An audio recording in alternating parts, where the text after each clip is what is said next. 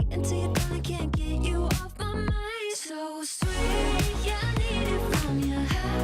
Got my hands all on you, sweet. Everything I want is sugar like yes, please. Love is like candy. Sweet, yeah, I need it from you.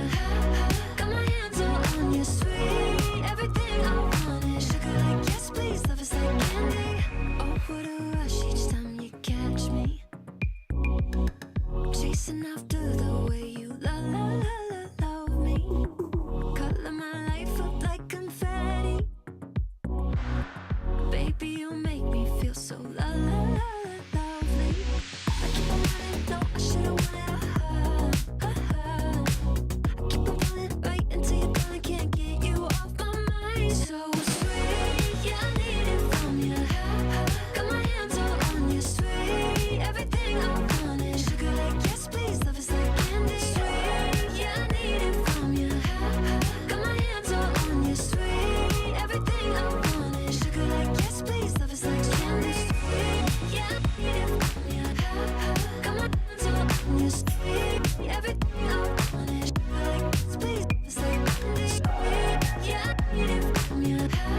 Got my hands all on you, sweet. Everything I want is sugar like yes, please. Love is like candy. Nothing out there could ever stop me from chasing after the way you love me. Keeping me up 2 cups of coffee. Baby, you make me feel so lovely. So sweet, yeah, I need it from you. Got my hands all on you, sweet. Everything I want is sugar like yes, please. Love is like candy. Sweet, yeah, I need it from you.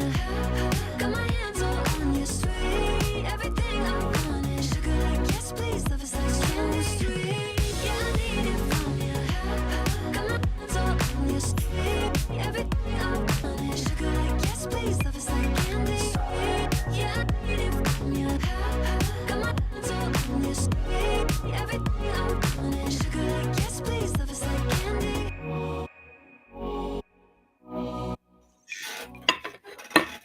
Hey guys, what is up?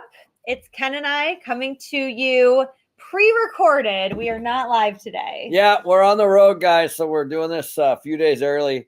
Yep. We're going to be driving somewhere between Washington and Oregon, hanging out on the Oregon coast. So we didn't want to miss this, but also apologize for not being live. But we definitely wanted to put out some good content. And these are questions that have been coming in from both premium and basic subscribers. Exactly. So go ahead and smash the like button and let's get started. All right. Next week, by the way, will be at our new location in California, so you can check us out there. So today we're talking about how millennials can achieve financial freedom. And this isn't just millennials. This is really any age group, but we're kind of directing that at millennials because I think that the millennial age group is now the age group that's kind of thinking that way. They're starting to get a little older. They're like, crap, I don't have much saved for retirement. I need to get on this. So I think before we jump right in on just millennials, I think it's important for you to understand that there's a lot of studies around, what the age groups of the millennials are basically 33 to 40 right now. So, and so everybody was kind of picking on them 10 years ago, right? But now, there's certain traits and certain things that every single age group, 33 to 40. I think it's 23. Does. Is it 23? 23, yep. I thought it was 81 to 96. No, 23. Okay. So 23, sorry. I must be getting old. But the point is that there are trends and things that age group will do. And that is actually the most important thing. And so your job, there's 72 million millennials, 72.1. What are they going to do? Where are they going to move? Are they going to rent? Are they going to move around? Are they going to go abroad? Are they going to buy houses? What kind of cars are they going to drive? What do they listen to? So there's if you want to go to a crazy cool study, just go to Goldman Sachs, their home website, and you'll find there's a whole study on what they think the millennials are going to do. And that's kind of the point of this. right? Yeah, well, and millennials are kind of different than the boomers or any other age group because they don't have the same safety nets that the other age groups have. So Well, there's you're a millennial. I am. I'm on the upper end of a millennial. So All right. So what do you think? well, here's what I know my friends struggle with this too, right?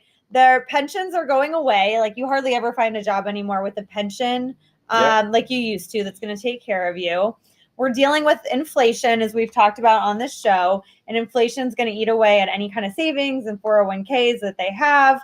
And then a lot of my friends are struggling with student debt. They still have $50, $70, $100,000 in student debt, and they're wondering if they could ever even get out of debt, let alone ever retire. I mean, And the other thing that's very different from your generation, from mine, is that there's not a lot of loyalty from the employer to the employee and the employee to the employer. right. So back in the day, certainly it was the case with my parents, but even as I was coming up in the workforce, there were people there that would work 10, 20, 30 years at one place. That's also very, very different as people are moving around. They're very mobile. Well, and there's less incentive for them to do that. I mean, before your incentive was, hey, the company is going to take care of me, so I have to be very loyal to them. And right now it's like, no, we don't really care if you leave. So you're kind of doing what's best for you as an employee. Yeah. And not that this is about pensions, but you guys should do some research about pensions, and maybe they're your parents' pensions, or maybe, my brother just retired and he's got a pension. The first thing I asked him was, how is it managed? And are you sure it's going to be there? There's a lot of stuff happening around pensions on this fixed income for a long period of time. So you're going to definitely want to work into that. But to your point, the millennials don't have that. And a lot of them aren't relying on the employers doing anything for them like the generations before. Exactly. And so, we want to help you guys, where do you start? What do you do? How do you get going and all of this stuff? So the number one thing that you need to do if you're a millennial is you have to cut your expenses. You have to cut your expenses because you need to save some money in order to do anything with it. If you're living paycheck to paycheck, you're going to be living paycheck to paycheck forever. A lot of people say, oh, when I make more money, I'm going to do this, or when I make more money, I'm going to do that. But the truth is, when you get older, you make more money, you want nicer things, so your budget that's goes pretty up. common. So there's that discipline. By the way, it's not just your generation. It's not a millennial issue. It's, as you make more money, you want a nicer car, you want a nicer house, you want a nicer place to live. And, it could be rent, it could be whatever. Yeah. That's very common. Kids come along, all these things, right? Yeah. So how do you squeeze out that little bit of extra cash, for the long term? Exactly. And that's a big thing. And just so you guys know, we have a handout, kenmcroy.com/millennial, with some great tips and resources on there. So go ahead and download that.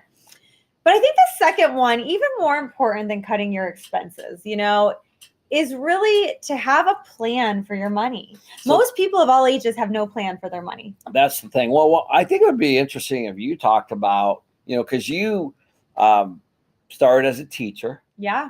And you realized quickly after you got out of school, after tax, how little there was, right? So why don't you talk, through that? Yeah. So, when I was younger, I was 23. I was a school teacher. I taught 6th and 7th grade. I was making about $30,000 to $34,000 a year or something like that. And basically, I didn't have a plan for my money. I blew money. I would go shop at expensive places. I would do all the things, but I also had, nothing in savings and tons of credit card debt. Always relying on that next paycheck. I was working 3 jobs, just trying to piece it all together.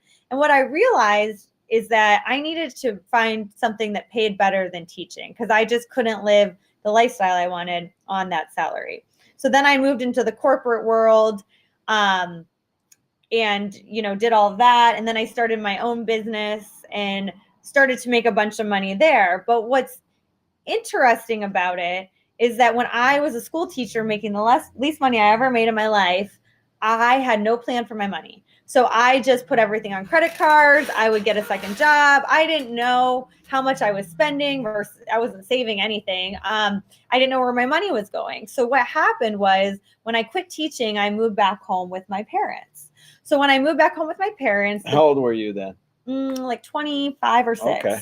And then the goal was I wanted to get all my credit cards paid off because I probably had a 7,000 or something in credit card debt. So I, just worked a job and all my extra money, I basically didn't spend any money. I put it all towards my credit card debt to get that paid off because I realized I was going nowhere fast getting in all this debt and not having a plan. Before we jump right past that, the reason was I don't know what your interest rates are on your credit cards, but if you had $7,000 of debt and your interest rate was, let's say, 20%, that means that you have a $1,400 annual expense on that 7,000.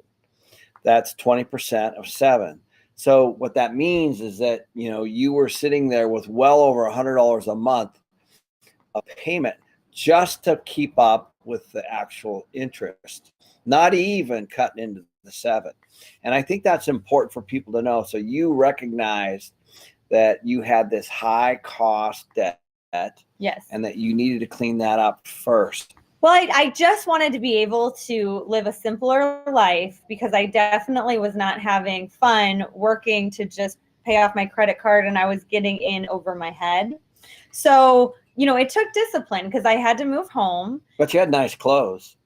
I did have nice clothes, but they were very expensive, nice clothes. So then I had to be disciplined because I basically then couldn't buy anything for about a year and a half until I paid off my credit cards. But when they were paid off, it was a very freeing feeling. And I told myself never again. Like I am not going to get in credit card debt again.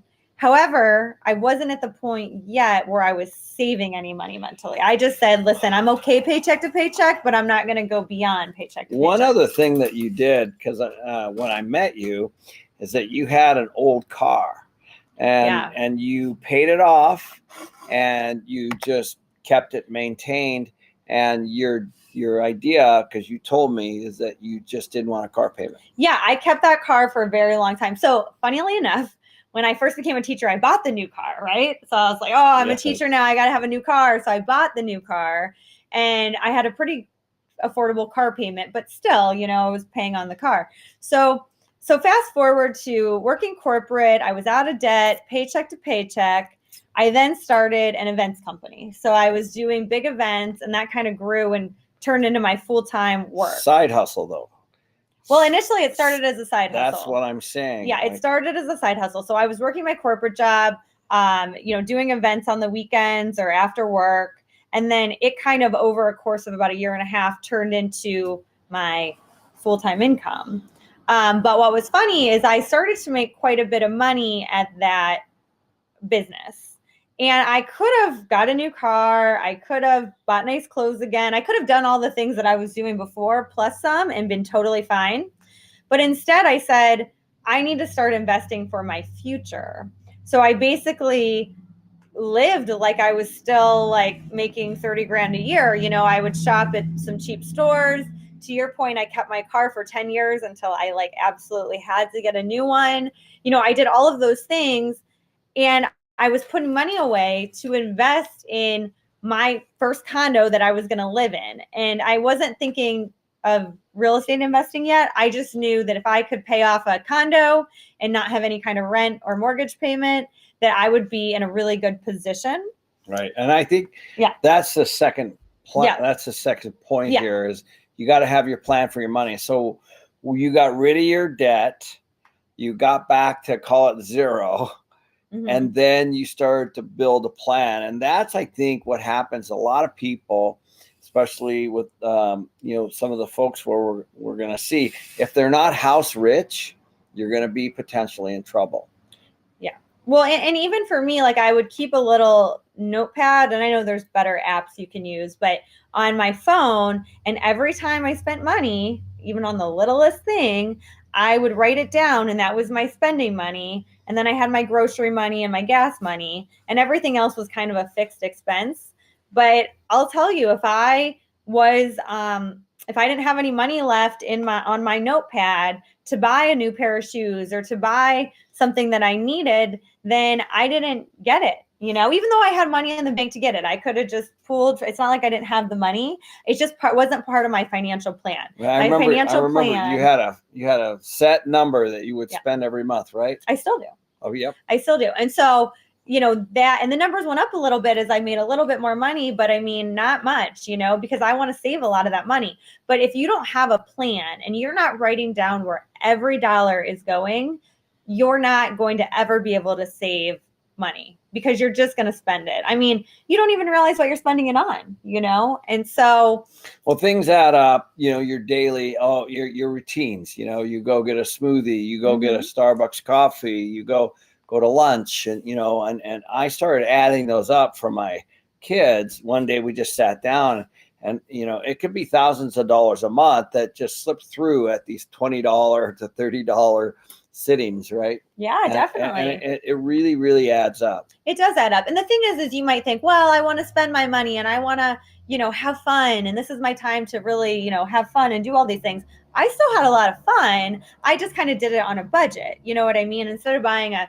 dress at Guess for $150, I might go to TJ Maxx and get it for $25, right? So you're still having fun. And if I went to dinner with friends, I didn't want to not do dinner. So maybe I would, instead of getting a full meal, just do a little appetizer and eat before, so there's things you can do. You don't have to be antisocial to do it. You just have to be cognizant of what you're spending money on, and I think that the other point is you don't want to be working like you're working right now your whole entire life, and you will be if you just paycheck to paycheck to paycheck. That's where you're going to be at 40, 50, and 60 years old. I can tell you, being in a different financial position now, it's a lot more fun to have this passive income coming in and not have to work for every dollar you make. It's just a better lifestyle. Well, you sacrificed for a good 10 years. Yeah, I did. I sacrificed probably from the time I was 25 to 35, 36. Yeah.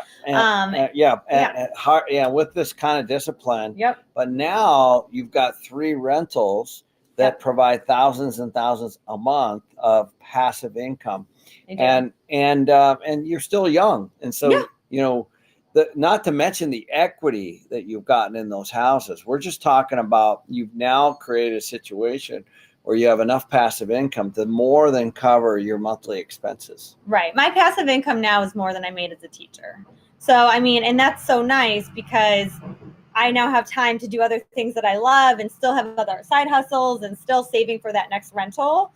But it's not like the grind I had in my mid-20s to mid-30s. And truthfully, you have to make those sacrifices because I have friends that didn't, and then they're still grinding in their, 40s and things like that. And you don't want to be doing that if you don't have to, Well, right. In fact, you've got one really good friend that's also a millennial that basically has so much student debt that they will never be able to afford a home. Right. Yeah. And it's hundreds of thousands of dollars of student debt, and it's at a pretty high interest rate. And so, and I know a lot of you out there also might be in that similar kind of situation. Mm-hmm. And that's why these side hustles and all these extra things are important, and just chipping away. There's nothing worse than just putting it to the side and, kind of like ignoring it. Yeah. You really, even if it takes 5 years or 10 years to pay something off, there's going to be a sense of accomplishment, just like you did. Mm-hmm. You didn't quite have all of that, but what you did, what you were able to do was buy rentals and create a passive income. This is all before we even met. Yeah. Exactly. And so she wanted not to rely on the government, not to rely on anybody financially other than herself. And I think that's what we're trying to say for you guys is you need to take control by having some discipline, because the economy, I think one of the things that the millennials haven't realized is that the economy does not always go up. Right. And a lot of the millennials have never seen a real market correction. Mm-hmm. They've only seen it go one direction. So, maybe some of you have heard your parents talk about that. Well, it does happen. It will happen. We will have another crash. The market will, it's already starting, in my opinion. Now, one of the things that we talked about in another show was savings. So we were talking about savings, but there's a purpose for the savings. Her purpose was to save the money to buy an investment real estate that was covered by passive income through rent. That not just having massive savings as a comfort. You have to actually have a second plan to invest that money. Exactly. And if you're looking like, where should I start? I don't even have $1,000 in the bank, right? Well, neither did I at one point, right? So the first thing I would start is just working hard, budgeting, saving money, maybe picking up an extra job on the weekend, driving that old car, who cares, right? Like, your friends might make fun of you now, but when you're having not having to work later, they're going to be very jealous, right? I laugh because I still drive like the cheapest car out of all my friends, and I probably make more than most of them. So, it's just very interesting how people kind of think about money. But the other thing is you should definitely start with a condo or house or something for yourself to live in. If that's your first goal, because you can rent out rooms in that condo or house that you buy. But what you're doing is, if you don't own something, you're going to be paying more and more rent each and every year. Rent is just going to keep going up with inflation, and it's going to keep eating out of your paycheck. So if you can get that fixed mortgage that you can afford on your first house or condo or place for you to live, then I think that's a great step one. That really puts you in a good position. I know when I bought my condo, my mortgage was then less than the rent that I was paying. You know what I mean? But, I still had to have that down payment, because if you don't have the down payment, then, you can't even buy the condo. So I just say you guys can all do it. If I can do it, you can do it. I didn't have any help. You know what I mean? You can just scrap it together. It takes some sacrifice. One thing you didn't mention is that your side hustle was bartending. Mm-hmm. You were teaching and doing bartending, and so you were making more money bartending. Yes, but you were saving that money, which then was used. So you were really busting your butt, and that's kind of the point here, guys. With inflation coming, and my guess is your wage growth, if you're working for somebody, is not going to keep up with inflation. So let's say you kill it and you do a great job somewhere, and you're making 50 grand a year, and your employer gives you a 3% increase, which is about right for stellar performance. Well, inflation is 3 and 4 and 5%. Right. So that means that your wage growth is not going to even keep up with inflation. So again, you're moving backwards. And so that's kind of the point of you understanding how all that works. And you never know, like my side hustle turned into my company, you know what I mean? So you never really know where that's going to take you or whatever, but you just need to, it's super worth it to work really hard now in your 20s and, your mid 30s to have that kind of financial freedom later. It really is. And you all have really unique gifts that are really, really good. So, don't discount things that you can do on the internet, or even from your home in the evenings or in weekends, that can generate even just a little bit of income. And everything starts small. Yes. Everything starts with no sales, and then one sale, and then 2 sales, or people knowing you. And then once you kind of put that out there, you can oftentimes be very, very, very surprised as to how that can actually work into some kind of supplement. If you're lucky, that can turn into an actual business. And then you can do that if you really, really, really like it. But some people just have both going. And I highly recommend, most really wealthy people have 6 or 7 sources of income streams coming in from all different kinds of things. Certainly I do. I know you have lots. I have 4, yeah. You have 4. Mm-hmm. And you started with just a teacher's salary. And so that's the point. You have to have side hustles today, guys. You have to, and you have to be out there. And and you have to be cutting those expenses, because if you don't have a plan for your money, then it's always going to be paycheck to paycheck, no matter how much or little you make. So trust me, if somebody will do something with your money, I guarantee it. So that is, we're going to take some premium questions for today, and also a few from YouTube from last week, because I like some of those questions last week. So somebody on YouTube, and I'm sorry I didn't write down the name, but what's better, buying existing land or property? So, good question. It depends on what you're trying to do with it. So we do both. So if there's ways to buy land. You can buy land, what's called covered land. So a mobile home park would be an example for me, at least, about a covered land play. So the mobile home park would obviously pay rent, but it's a large piece of land, typically on the outside of a town, that as the town grows out to it, now that's a covered land play. Obviously, most land does not have any income. However, it could be farmed. You could put something on it that does. You could put billboards on it. You could put all kinds of stuff on it. Obviously, as you guys know, I own billboards, and some of those billboards are on vacant pieces of land. So, but if you just buy land, I think that you kind of have to have a purpose around that. You don't want to just buy land in the middle of nowhere. Obviously, if you buy a property, you're going to want that property cash flow. So this is all about cash flow, but it might be a bigger, longer purpose on the land play. So there's the undeveloped land is awesome. We do a lot of it. And if you can develop it and make it into something, it could be single family homes. It could be office buildings. It could be a custom home. It could be a spec. It could be whatever you want it to be. So I wouldn't say it's an either or, but typically, oftentimes people buy land.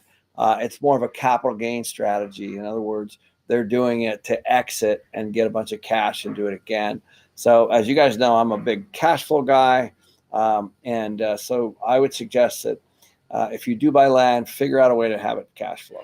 Kind of like your money. You need to have a plan for it. Yes, exactly. And make sure you guys like this. It always helps when you guys like the videos, and then subscribe, and then turn on the alert bell so that you know when we're going live. So it's 3 things: like, subscribe, alert bell. Like, subscribe, alert bell. That's what we need them to do, right?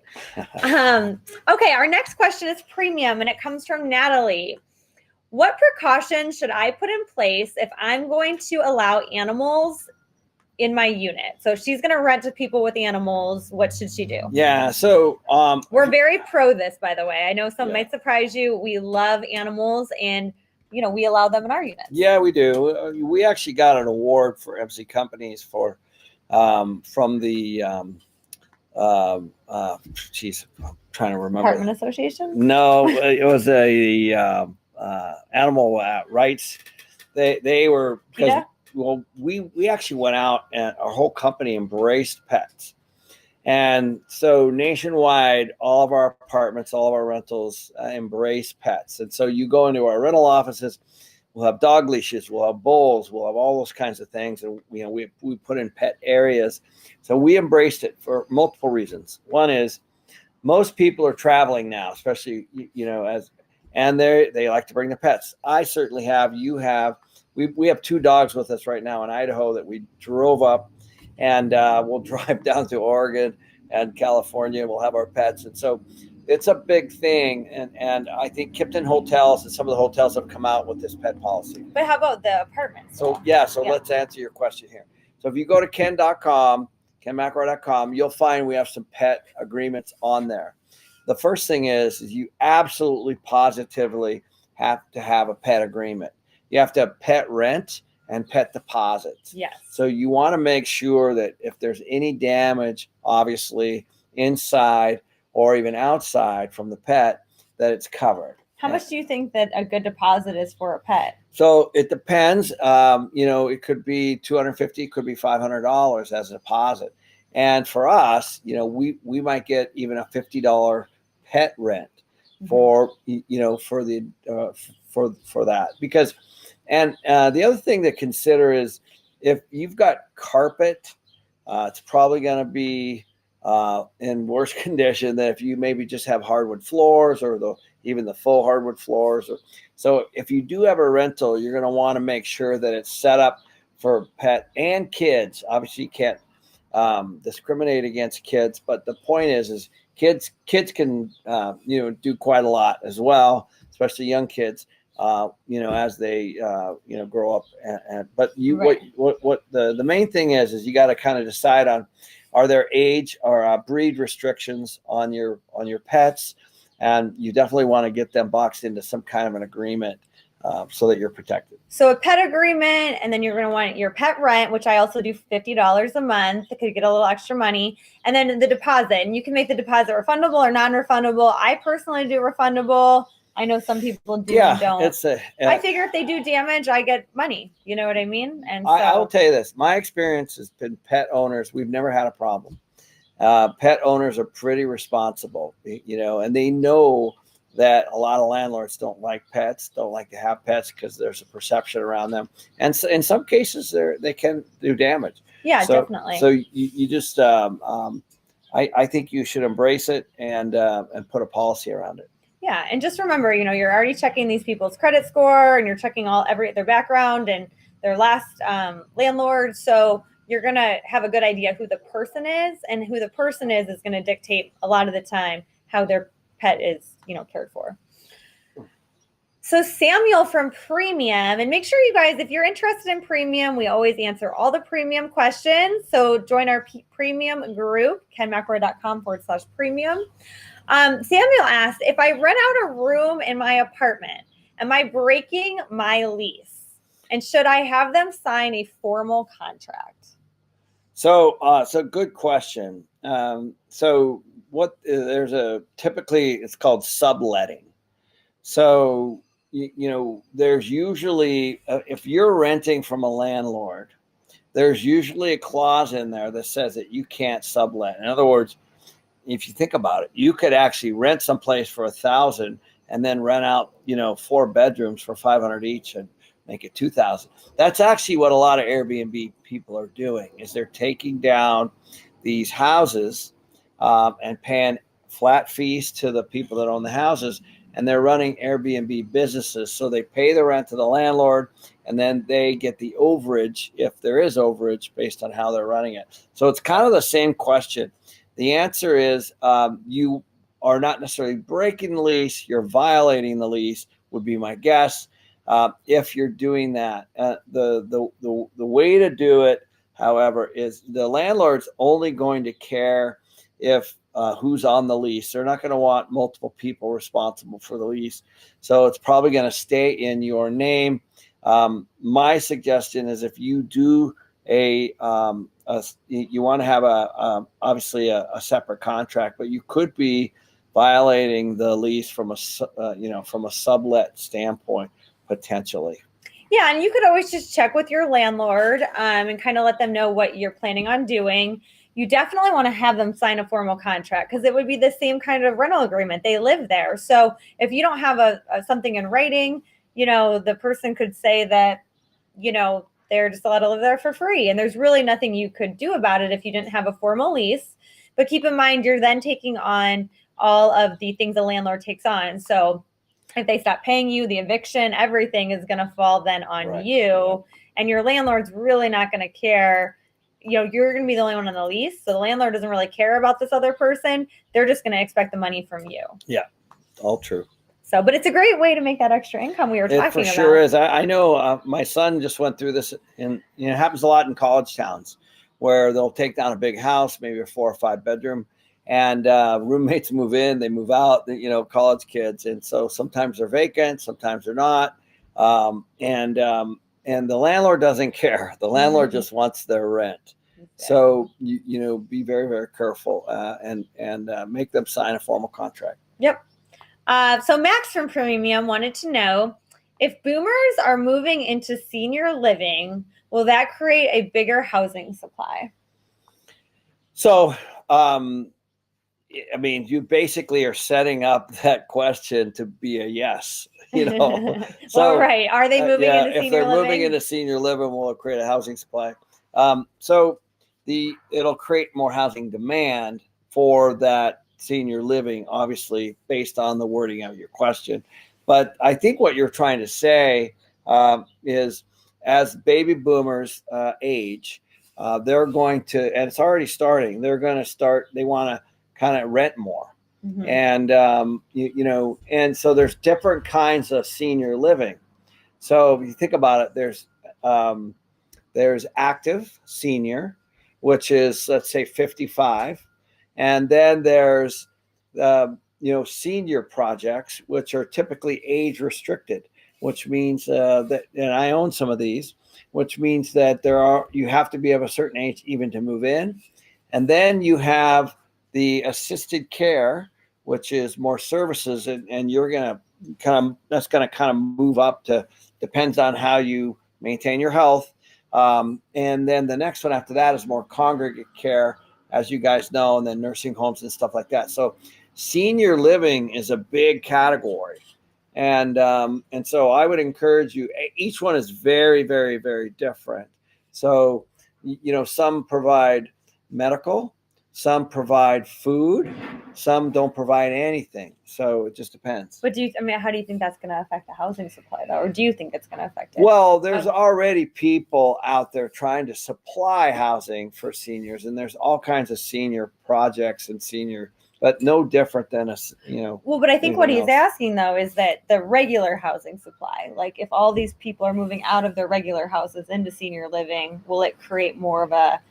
Oh, well, yeah. No, I don't think so. Only because if you take a look we're almost by 260,000 a year for the last 20 years. We've undersupplied the housing market.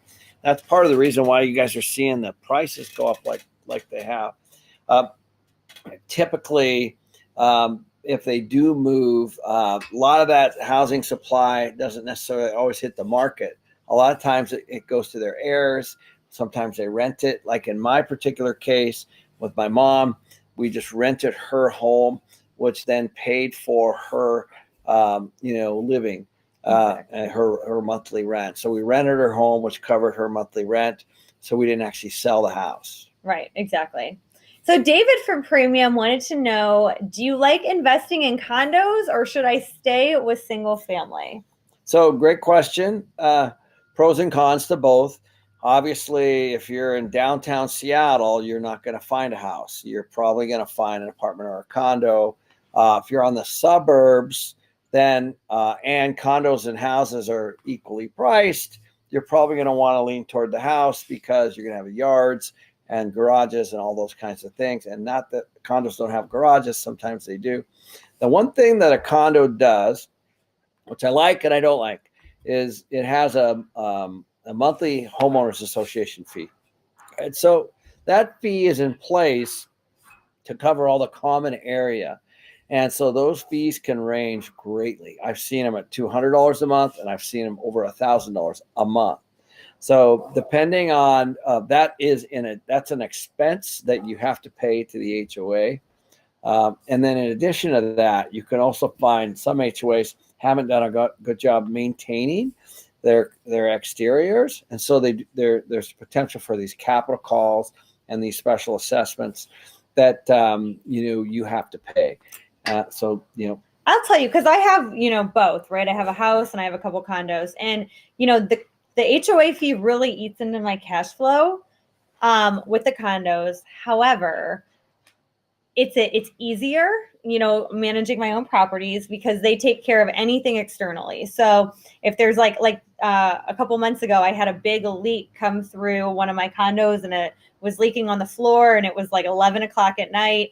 Well, I called the HOA because it was a common pipe, in the wall, and they sent out a guy to fix it all and do everything. I don't know how much that would have cost for an emergency visit in the middle of the night, but my guess is at least $500. And you had a bee problem too. Yep, and And then in my other condo last week, I had a bee problem, and they sent out an exterminator, even though they. Yeah, but it's all covered. But it's all covered with the HOA. Right, but with my house, we've had what are those little rats that eat the fruit rats or whatever they're called? You guys probably know. But I had to pay to exterminate those. That was about $600. I'm in charge of my roof. Luckily, that just got redone when I bought it. But there's all these big expenses, right? And on your condos, the expenses are littler, but then there is that HOA. My one HOA is $200 and the other one's $300 on the condo. So while it does eat into your cash flow, it also, there's not too much that can get too expensive, like on a house where, you can have some major issues. So, there are pros and cons. But typically, houses are more desirable for families. They're more desirable for people with pets. Mhm. and typically they have higher rents associated with them. So Yep. it all kind of weighs out. You got to kind of take a look at the cash flow. Well, and there's less, like I know I'm in Scottsdale and there's less availability of single family homes to rent than condos. So you can definitely get a lot more rent for them too. But they're also a lot more expensive. I mean, they're, a third more of the price. So, I mean, it depends what's in your budget, what you think that you can manage. I did like starting off with a condo just because I felt like that was a really good beginner 101 into being a landlord because they help with all this other stuff before I jumped into owning a house. My first place was a condo as well. Yeah, I kind of think, but it's up to you. But either one can be very good or very bad. It just depends on how it cash flows. So Nancy from YouTube, this was a YouTube from last week. If you guys haven't seen that, check that out.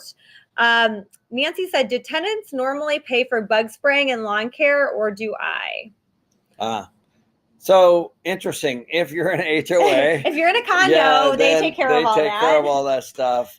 If you're not, it's actually what is agreed to. I typically like to control bug spraying and lawn care because then all of a sudden it's handled. Generally, tenants will not do that well, and so I want the place to show well. I want my own landscaper working on my place. I build it into the rent. I say it's included. Not everyone feels that way, but you guys have all driven by places. There's some tenants that will maintain your place incredibly, but there's others that will look at those as unnecessary expenses and maybe try to do it themselves or not do it at all.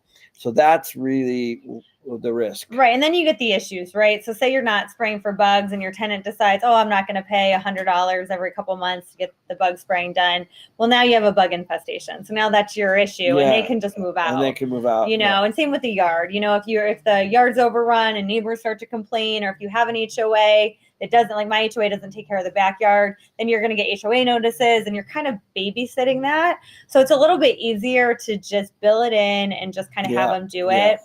And like I know my tenant does do the yard, but I have all the fake grass and everything. So it's like once every couple months. But yeah, the bug spraying and stuff I take care of because I don't want an infestation of bugs in my place. Yeah. So, but it is a very, very good question. But I personally like to control it. And that way it's super clean and tight the way I want it. And also it shows the best that it could. If it becomes vacant, it's already maintained. There's no cleanup. Typically there's, especially with bug infestations, sometimes those can take time. And obviously I bought plenty of properties where the landscape was horrible shape, and it can take a fair amount of time to turn that around and clean it around, and it can be expensive. Exactly. So, well, that is our show for this week. Make sure you hit the like button if you haven't. It really helps us out. And we're going to see you guys next week live from Manhattan Beach, California. All right, guys. We'll talk to you soon. See you guys later. See ya.